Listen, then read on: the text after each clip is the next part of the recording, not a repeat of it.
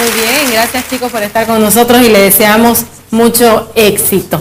Vamos a continuar con más de Live Revista. No se olvide de que nos puede seguir y nos puede visitar a través de la fanpage. Recuerde de que estamos como Live Revista. Ahí usted nos va a poder mandar saludos, enviar alguna sugerencia. Además también de que en esa misma página usted va a poder dejar comentarios o también puede hacernos alguna consulta. Le agradecemos como siempre por acompañarnos de manera permanente. El día de hoy le quiero dar la bienvenida a Alejandro. Él es politólogo y queremos tocar un tema muy importante con él, un tema que involucra a todo Santa Cruz en realidad, porque hablamos de temas económicos, ¿no es cierto?, por los cuales, o crisis económicas por la cual estaría pasando la gobernación, ¿cierto? Sí. ¿Cómo está? Buen día. Buen día, gracias por la invitación. Gracias por la invitación. Andecruz ha planteado normas para recortar recursos a la gobernación cruceña. Quieren traspasar el 45% de regalías a Incahuasi, de Incahuasi a alcaldías de Cordillera y captar el 50% de los fondos recibidos por la región. ¿Esto perjudicaría a la gobernación o a Santa Cruz en todo caso? En todo caso hay una suerte de injusticia que se está cometiendo con el departamento, y hablo del departamento, hablo también de las instituciones que componen el gobierno municipal, el gobierno departamental, la universidad pública, que están dejando de percibir recursos públicos a través de las regalías que da el Pozo Incahuasi, que se encuentra en Santa Cruz. Estas regalías están siendo congeladas y desde hace más de un mes que no se reciben estos recursos, que ascienden a cerca de 33 millones de bolivianos por mes. Entonces está perjudicando no solamente a la gobernación, sino también a los municipios y a la universidad, que están dejando de invertir ese dinero en proyectos, obras, derechos y beneficios que llegan a la ciudadanía, ¿no? Es que existe una duda y una preocupación para toda la población, ¿no? El pozo de Incahuasi le pertenece a Santa Cruz. Sí, hay leyes que justamente remarcan eso, y son leyes que datan de más de 100 años, que establecen los límites entre los departamentos, ¿no? Esas mismas leyes que han sido utilizadas para delimitar y resolver conflictos territoriales o de límites entre Chuquisaca y Tarija, por ejemplo, son las mismas leyes que el gobierno hoy, a través de una nota que hace el viceministro Hugo Siles, se niega a reconocer para el caso de Chuquisaca y Santa Cruz. Entonces son leyes que datan de bastante tiempo. Esos límites están establecidos, hemos convivido en paz hasta que comenzaron a aparecer las regalías, ¿no? A aparecer la explotación de este pozo gasífero que es Incahuasi.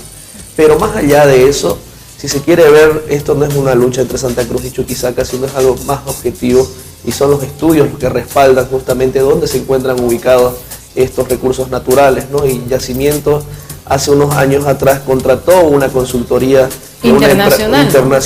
Yacimientos depende del gobierno y fue lo más objetivo posible, y que estableció que el 100% del reservorio se encontraba en el departamento de Santa Cruz. Entonces lo que hace el gobierno es darle falsas expectativas a Chuquisaca para que pueda tener los recursos de este pozo gasífero que no se encuentra en su departamento. No se encuentra en su departamento, pero las cuentas de la gobernación están congeladas. Aparte que las cuentas de todo el sistema público está congelado, mejor dicho, está en emergencia, porque se han venido a menos los recursos año tras año, los presupuestos públicos han variado y se han disminuido todos los años. Un golpe artero a las arcas públicas de los gobiernos municipales y en el caso del gobierno departamental ha sido congelamiento de Incahuasi, ¿no? Pero más allá de eso, valga la pena recordar este dato: de cada 100 bolivianos que maneja el Estado central, 88 bolivianos lo manejan todos sus ministerios y las empresas nacionales. De cada 100 bolivianos, 88 se quedan en La Paz y en las empresas nacionales. En La Paz, por decirlo, por el gobierno central, ¿no? Y el restante, 12 bolivianos, se reparte, imagínense usted, en más de 300 entidades, más de 300 alcaldías, gobernaciones y universidades. Entonces hay una inequidad en cuanto a la administración de los recursos, y es por eso que desde hace bastante tiempo, bueno, el gobernador de Santa Cruz y otras autoridades nacionales políticas de otros departamentos están manifestado, ¿no? Lo que se llama el pacto fiscal. Sí, justamente es eso lo que se está pidiendo, equilibrar esa balanza Y esto se podría considerar, disculpe Alejandro, como un tema político, una presión política. Sí, sí, claro que sí. O sea, desde el punto de vista como usted lo está planteando, de que son 12 bolivianos que son distribuidos, o sea, es nada, sí, ¿no es cierto? Vemos mucha crisis. El sistema de salud en Santa Cruz está abandonado. Exactamente. Y nosotros somos fieles testigos de que eso pasa, porque en la ciencia política uno estudia lo que son las políticas públicas comparadas. Claro, ustedes estudian ciencias políticas, no es que estén a favor de oposición no, de ninguna manera. O oficialismo, ¿no es cierto? Porque su carrera es politólogo. Sí, soy politólogo y analizamos justamente las relaciones de poder y cómo se administra la cosa pública aquí y en otros países. Pero puntualizando eso justamente, podemos ver que en otros países los gobiernos municipales y los gobiernos departamentales o llamados regionales son quienes reciben más recursos que los gobiernos nacionales. ¿Esto por qué? Porque son los que están más cercanos a la población. Para un ciudadano es más fácil pedirle servicios, pedirle derechos, pedirle proyectos a una alcaldía, a una gobernación, que tener que viajar miles de kilómetros para poder solicitarlo al gobierno nacional. Los gobiernos nacionales en otros países son bastante pequeños en cuanto a su estructura y solamente se ocupan de la defensa del territorio, de las relaciones internacionales, de cuestiones más estratégicas. Quienes hacen políticas públicas son los gobiernos locales. ¿Qué función o qué papel cumple o debería de cumplir Andecruz? Yo creo que Andecruz debería repensar esa posición. Si bien es cierto, la gobernación de Santa Cruz es la única gobernación que redistribuye sus regalías por voluntad propia, porque no hay una ley que diga que las regalías se deben redistribuir a los municipios, no existe tal cosa. Andecruz debería repensar eso y unirse, creo, al bloque institucional que está alcaldías, gobernación, universidad, que están reclamando que las regalías, en este caso de Incahuasi, puedan retornar al gobierno departamental y a las otras instituciones. Pero además de todo, porque vemos que Incahuasi es una batalla. La guerra de realidad financiera, de la asfixia financiera, se está dando a través del pacto fiscal. Porque ahorita estamos hablando de un pozo gasífero, pero lo que yo hago puntualización es ir más allá y pensar a mediano y a largo plazo, que son justamente esos 88 bolivianos que maneja el Estado central a través de sus ministerios y empresas públicas, versus los 12 bolivianos que se reparten a más de 300 instituciones. Entonces ahí esa iniquidad que usted justamente bien puntualizaba, que se debe debatir, y se debe debatir en torno a un pacto fiscal, que es cómo se redistribuye eso, cómo hacemos que los fondos que genera el Estado, que generan nuestros impuestos, cada que compramos una gaseosa o algo en el supermercado, estamos aportando con ese IVA que se va al Estado central y él lo redistribuye inequitativamente. ¿Cómo podemos hacer que eso sea más equilibrado y que tenga realmente una eficacia en cuanto a la llegada a cada ciudadano con derechos, con proyectos, con beneficios, ¿no? Alejandro, pero incluso en Santa Cruz hay mucha gente que está, o muchos pequeños empresarios o empresarios están sufriendo una gran presión también por el tema de impuestos, ¿no es cierto? O sea que es elevado. Creo que es uno de los únicos países que sufre la cancelación de un impuesto tan elevado. Sí, justamente también ¿cuánto se cancela? ¿El 13%? Hay una arremetida en cuanto a la gente que emprende, a la gente que da la cara por Bolivia. Afecta la economía del país. Afecta la economía, evidentemente, y hace menos atractivo el país para inversiones extranjeras. Incluso una pequeña empresa va a trabajar para pagar impuestos. Exactamente. Hacía un análisis un compañero economista justamente, anterior semana, y nos decía, de cada 100 bolivianos que recibe una empresa de dividendos, el Estado no se queda con ese 16%, porque no solamente es el 16% que se queda por... no es el 13, es el 16. Es el 16%, porque es el 13% más el 3% de un impuesto accesorio, pero también del total de las ventas anuales, el Estado le cobra un 25% de utilidades. Entonces, de cada 100 bolivianos, puede llegar usted a pagar directamente casi como el 40%, ¿no? Entonces, el 16% se paga. Se paga mensualmente. Mensual, ¿no? Mensualmente. Eso usted lo puede descargar con facturas, otras compras. Pero si es que corresponde a su rubro, usted no puede descargar, por ejemplo, gasolina. Si usted es un consultor directamente, o no puede descargar. Claro, pero eso es ilógico, ¿no? Dentro de impuestos nacionales, ilógico. Porque usted ¿con qué se mueve? Claro. Con su vehículo. Si tiene vehículo, necesita gasolina.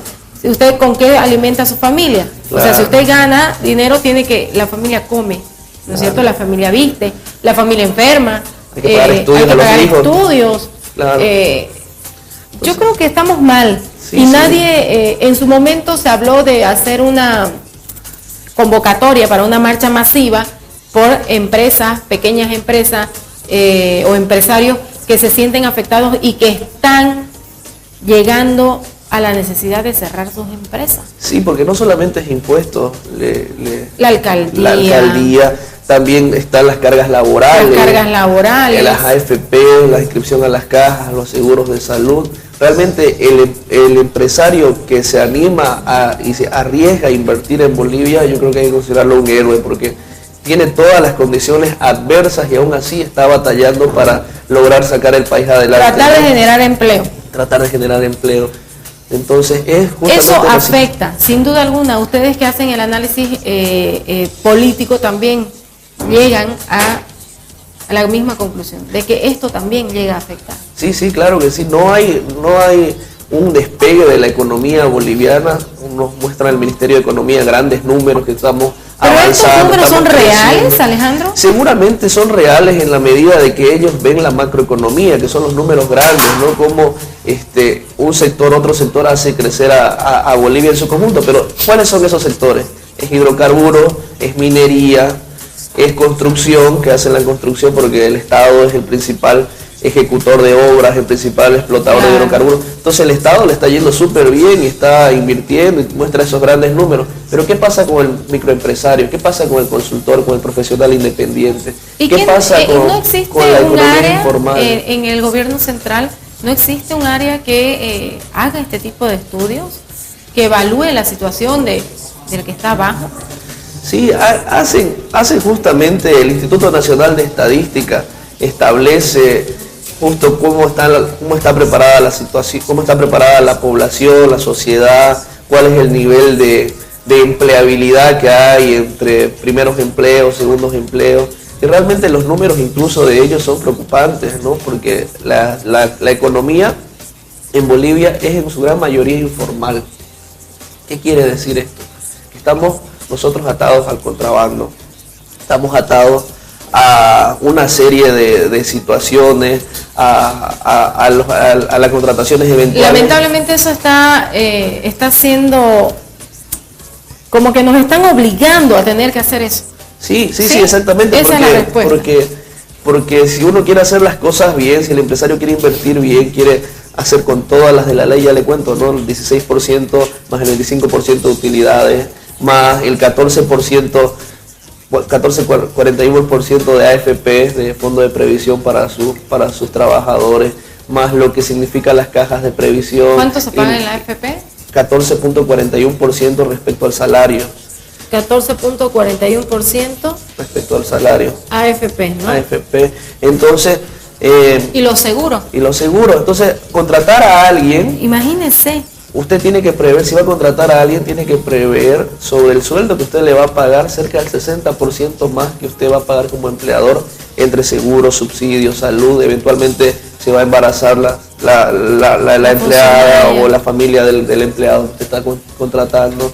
Entonces todas esas cargas laborales... Además de que hay empresas que no contratan a personas mayores, ¿no? También justamente porque prevén este tipo de riesgos financieros a la salud de su empresa, ¿no? Sé que hay un lado social que está mal, pero también tienen que ver el lado su inversión. De la inversión del empresario, ¿sí? ¿no? Que está adverso. ¿Qué sería lo más objetivo, Alejandro, viéndolo desde un punto unánime, ¿no?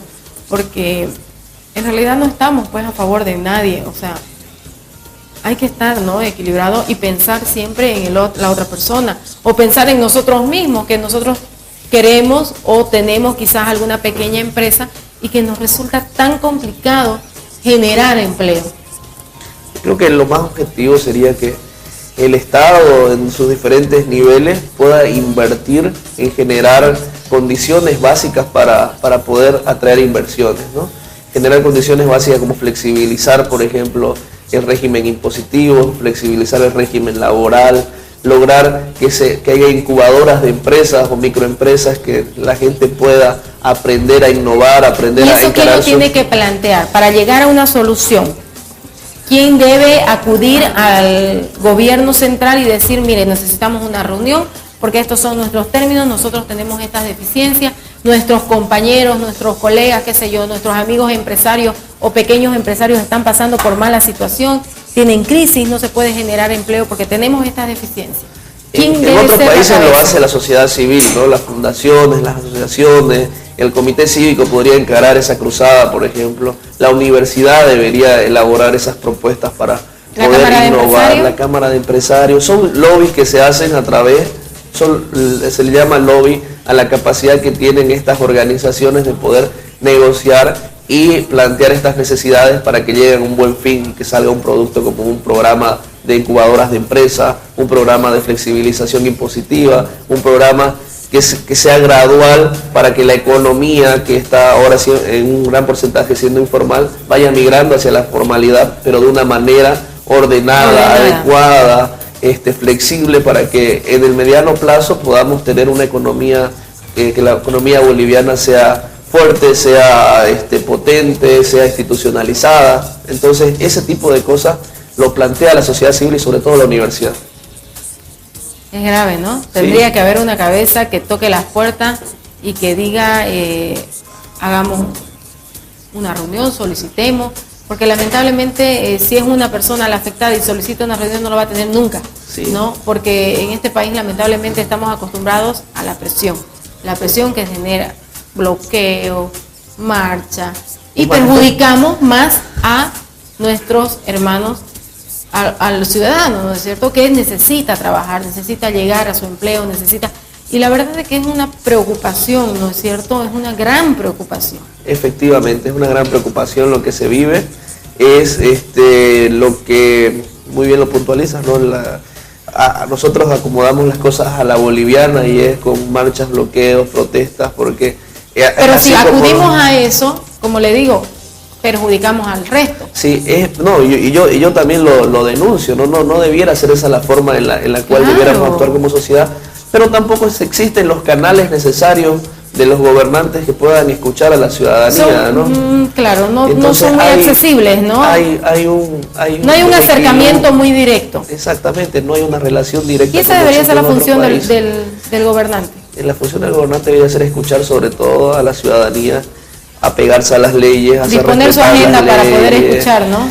Y no significa que vaya por los barrios y comience a hablar con la gente, que eso es una manera de escuchar también, pero muy del siglo pasado, sino existen otros mecanismos para... Solicitar una entrevista, que te agenden de aquí, qué sé yo, un mes. Generar plataformas de información, de comunicación a través de las redes sociales. En muchos países, en Argentina, seguimos lejos nuestro vecino, la mayoría de las políticas públicas se dan a través de los sondeos que se dan a través de redes sociales, a través de una denuncia que saca una foto de un vecino de un bache que hay y lo puede mandar a la Secretaría de Obras Públicas y ya en un mediano plazo ya están arreglando eso, ¿no? Entonces hay tomar prioridades, el trabajo y no así los trabajos por debajo, ¿no? Exactamente. Es lo lamentable. Es difícil ver la situación de nuestro país, la gobernación, la alcaldía, el gobierno nacional están olvidándose de las necesidades del ciudadano. No sé si tanto que se estén olvidando de las prioridades. Ya le digo cómo está la situación económica, ¿no?, de estas instituciones. O es que considera que no hay dinero. No, es justamente, te pongo un ejemplo. La gobernación le transfirieron la competencia de salud de los hospitales de tercer nivel al gobierno departamental. Es decir, el Estado, en el marco de las autonomías, del Estado autonómico, le dice, ya yo Estado central no me hago cargo de los hospitales, te haces cargo vos de los hospitales a partir de la fecha. Ya. Perfecto. Pero ¿con qué dinero me hago cargo? Exacto. ¿Me vas a transferir ese dinero? No, vas a sacar del mismo dinero que te estoy recortando. O sea, te pone una carga, pero no te pone... Exactamente. Más o menos como el hijo abandonado, ¿no? Es como una familia, muy bien lo dice usted, como más una familia. Más o menos familia. como el hijo, hicieron el hijo, lo dejaron al hijo y se olvidaron de darle pensiones. Claro, exactamente. Entonces, no se puede dejar que se muera ese hijo tiene que estudiar, ese hijo tiene que vestir, entonces hay que hacer de tripas corazón para que eso suceda. Eso está sucediendo y eso ha sucedido durante muchos años. Y usted se fija, la administración de los hospitales de tercer nivel, San Juan de Dios, Hospital de Niños, Oncológico, ha mejorado bastante, se ha incorporado una máquina que hace resonancia magnética justamente para el oncológico, que vale millones de dólares, que es la única que hay en Bolivia, y lo ha comprado una gobernación, aún siendo una competencia transferida sin recursos. Pero también entonces, es el único país en Latinoamérica que no hace transfusiones de médula ósea. También. Lamentablemente. Y es el único departamento que tiene el hospital oncológico para poder cubrir o atender a personas enfermas de cáncer. Y lo ha puesto a disposición de ciudadanos de La Paz, exacto, de ciudadanos de Cochabamba que vienen y se atienden. Por eso, o sea, es el único hospital que recibe en general. Sí, vienen de La Paz, de Cochabamba, de Trinidad, de Sucre, o sea, todos llegan acá y vienen a pasar necesidades porque no existe un albergue para tener a la familia que se queda al cuidado de ese menor o de esa persona. La gente que se enferma en Bolivia sufre mucho. Si no tiene un seguro de salud, si no hay una seguridad social que la ampare, tiene que pasar todas las penurias y logra perder incluso todos sus pocos bienes que logra tener. Ha acumulado esa familia por una enfermedad y eso es muy preocupante. Y creo que el gobierno departamental tuvo esa sensibilidad. Incluso muchos cruceños no lo vieron con buenos ojos porque dicen, bueno, estos son mis impuestos, estos son mis recursos, es una inversión que es en el oncológico para los cruceños, pero no, hay mucha gente en Bolivia que se está muriendo. Y fue una acción humanitaria el poder aperturar y firmar esos convenios con el alcalde de La Paz, con el alcalde de Cochabamba, para que puedan acceder a este tipo de tratamientos que son carísimos en el exterior, que no hay en Bolivia, como usted lo dice. Pero si nos ponemos a pensar, y de canchas sintéticas, ¿cómo andamos? Andamos súper bien, porque hay canchas por todos lados. Hay coliseos por todos lados, no son utilizados. Que no son utilizados, hay coliseos gigantescos en ciudades que son muy pequeñas. Esas no son prioridades, por ejemplo. Exactamente. Pero mire cómo son nuestros gobernantes, eso es lo ilógico, que no tienen la sensibilidad de hacer eso. No, incluso el presidente mismo, se le puede criticar todo al presidente, pero es muy sincero en sus apreciaciones y en sus declaraciones deja ver mucho cuál es la perspectiva que tiene del gobierno. Él en una declaración dijo, yo prefiero, no me gusta hacer hospitales porque cuesta un montón de plata hacerlo y cuesta el doble equiparlo. Entonces, él dice que el hospital claramente no es una política prioritaria en su gobierno, ¿no? Pero debería ser su prioridad, pues, ¿no? Exactamente.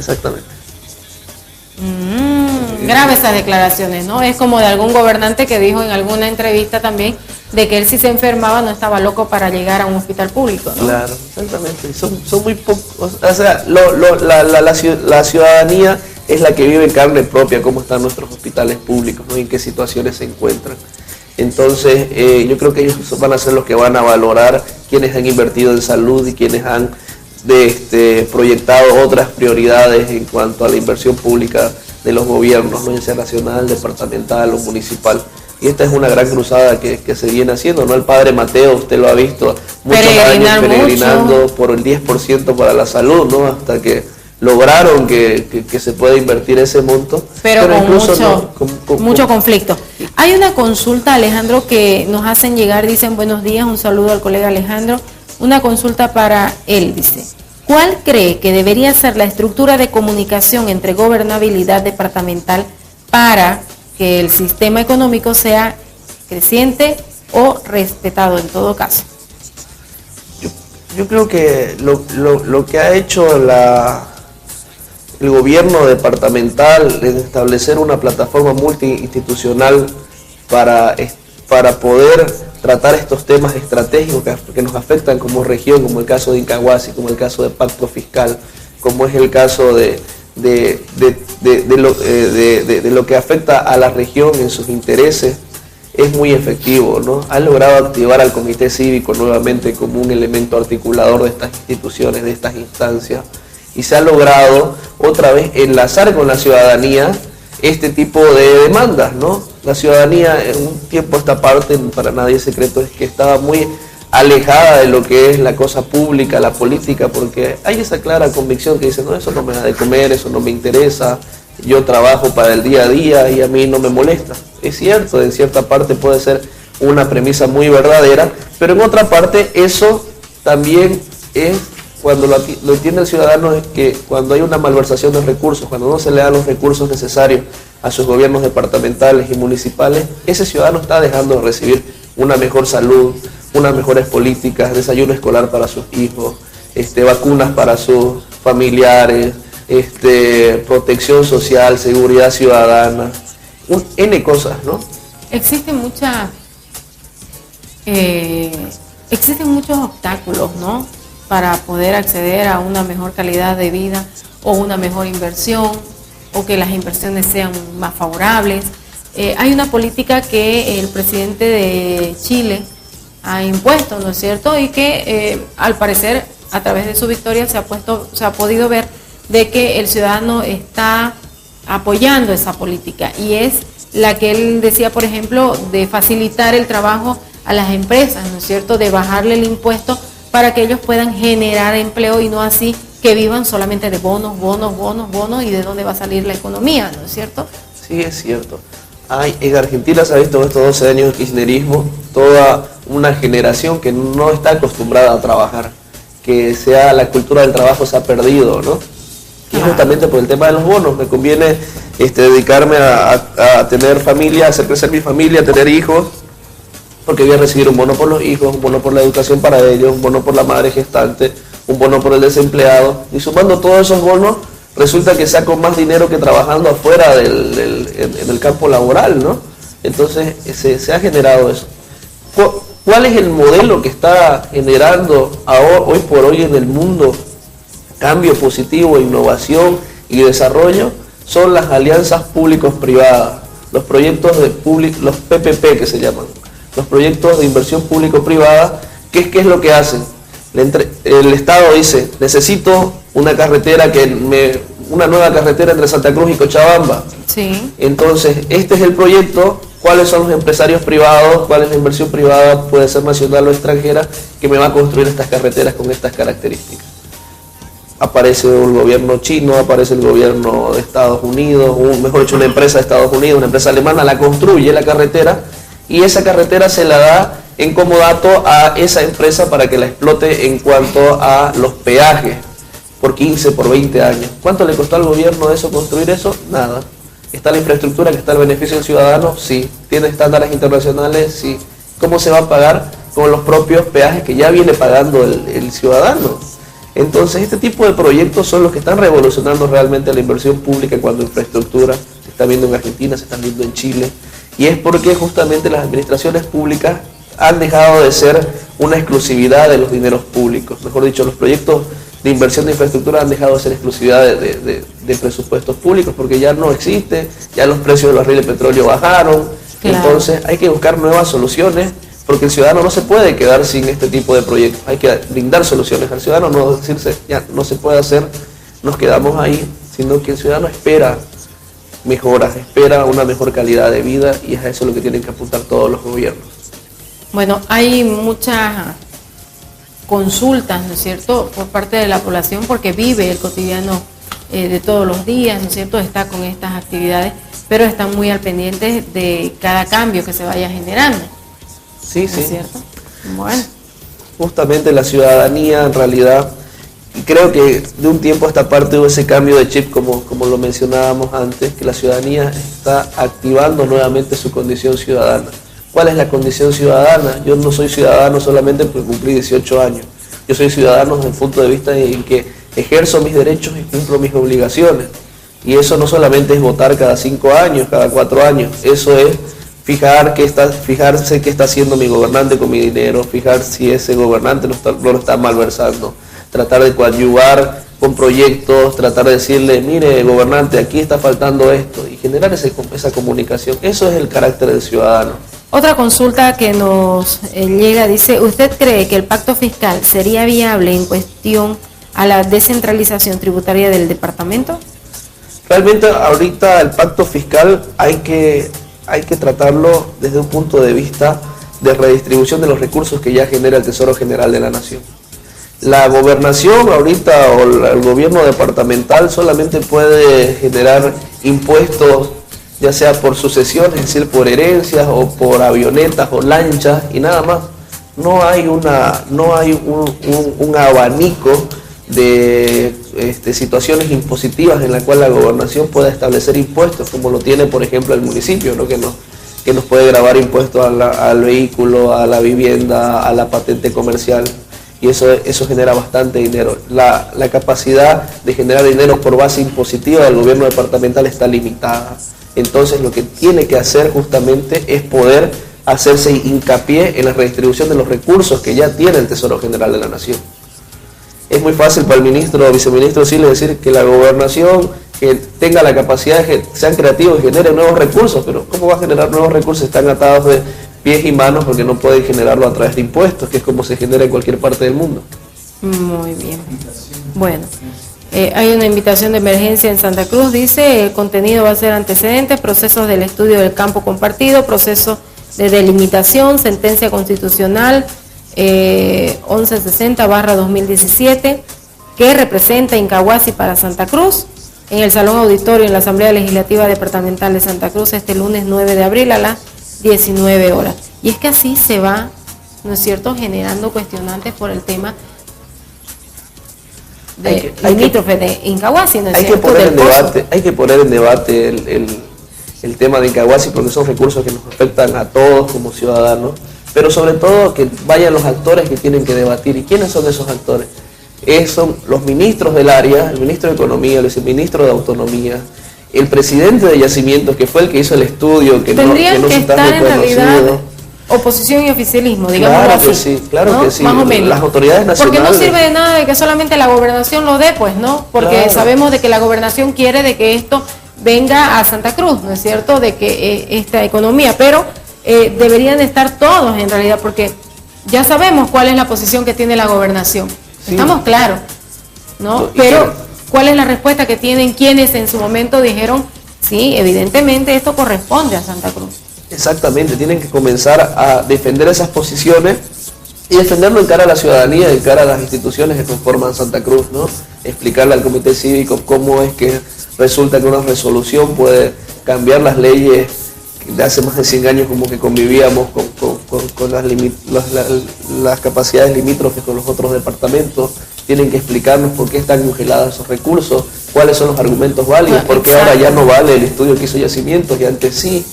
Entonces, todo ese tipo de cuestiones habría que tienen que responderle a las autoridades nacionales. ¿Cuál podría ser el sistema ideal o más viable para garantizar la estabilidad económica y laboral de la población a mediano plazo? Porque los gobernantes del Estado no crean sistemas que vayan más allá de su gestión, dice. Una pregunta. Yo creo que el rol del Estado debe ser justamente generar, como decía, las condiciones para que las inversiones privadas puedan venir a Bolivia, ¿no?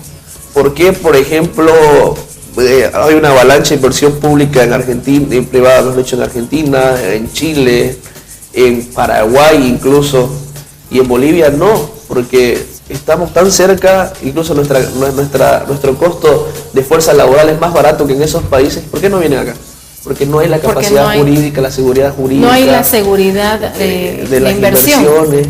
Y si yo invierto no tengo la seguridad que eso va a retornar, o me lo van a quitar, me lo van a expropiar, o me va a matar, a impuestazos del gobierno, ¿no? Muy bien. Alejandro, muchas gracias por estar con nosotros. Alejandro Balcázar, él es politólogo y bueno, existen muchas dudas. Espero que hayamos podido aclararle a los televidentes que nos hacían las consultas, pero también siguen las cuestionantes y van a seguir, ¿no es cierto?, hasta que podamos ver otra luz. Muchísimas gracias por la invitación, me gusta estar aquí. Gracias por venir, gracias por estar con nosotros. Momento de darle un consejo importante y un dato para que usted lo tome en cuenta. Recuerde de que Agua Viva invita a la primera feria salud